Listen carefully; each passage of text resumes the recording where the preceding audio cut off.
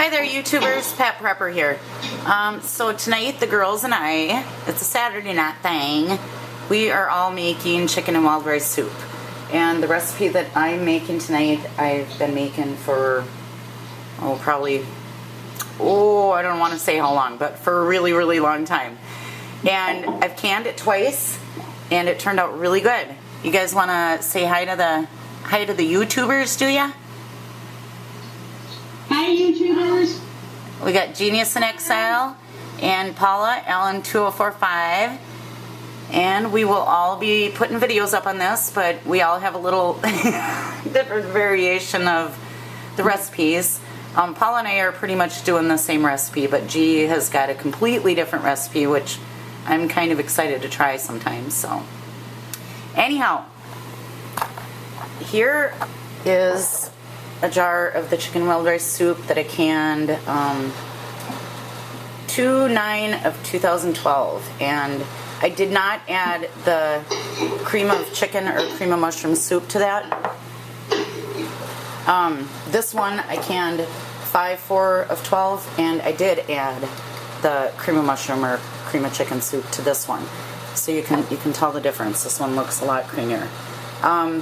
So what I like to do with my chicken and wild rice soup is not add the rice until I'm ready to eat it, because I'm afraid that the rice is going to get mushy. However, I am making, I multiplied the batch that I'm doing tonight by 6, so I'm going to have a lot of jars of soup. So I'm going to add some raw wild rice to one of the jars and see how it turns out, and I will let you guys know how it turns out. But so what we do when we cook this is we just add the cream of whatever soup and the wild rice when we're heating it up and ready to eat it. So here I've got 3 pounds of bacon, and I've got 1 cup of bacon drippings, and over here we've got lots and lots of vegetables sauteing in bacon grease. And here's my recipe. Well, I'll just put the recipe down at the bottom, then you don't have to listen to me ramble. And I've got lots of chicken grilling. Oh, and there's my salsa, 2 jars of salsa from last night that I didn't have room in the canner for. So I'll be back when I get all this in the pot. Oh, and what I like to do with the wild rice, because a lot of times I work a long day and I don't feel like cooking a big meal, so I'll go get a jar of this, and I just cook up a batch of wild rice and stick it in the freezer, and then you can just, chop off a chunk of it, or you can freeze it in individual, serving size bags. So that works out really good.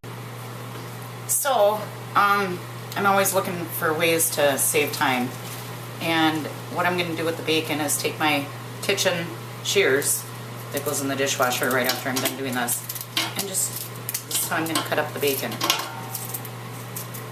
instead of sitting and chopping it up with a knife. So just a little time saver. I also do this with like parsley and chives. I just put them in a cup. I learned that from my boyfriend's daughter. She's sitting there just chopping something in a cup one day, and I'm like, what are you doing? She's like, chopping up chives. Sweet. Works a lot better than sitting trying to chop them up on the cutting board. So I'll be back. Okay, so here's my kettle of chicken and wild rice soup, and I just heated it through so that it's good and hot when I put it in the jars, and I'll let you know how many jars I get. I'm pretty excited about this.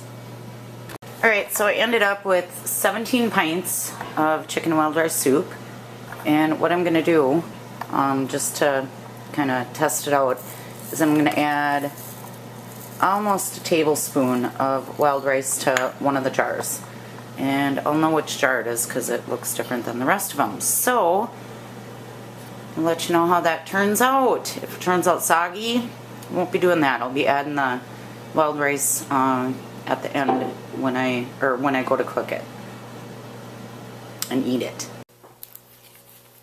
Okay, so now what I'm doing is I'm just tightening the jars with my nifty little jar tightener that Prepper Chickie got me when she was here visiting.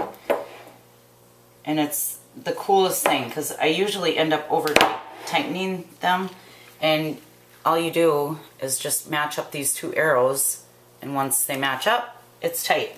So I ended up with, I think, 17 pints, and I'm gonna be putting it in the canner any minute. So here is what I ended up with. I ended up with 16 pints. Well, I got 17, but only 16 fit in the canner, so I'm gonna be eating the other one for the next day or two. So turned out really good, and I can't wait to wash these jars up and put them on my shelves. Thank you so much for watching Pet Prepper.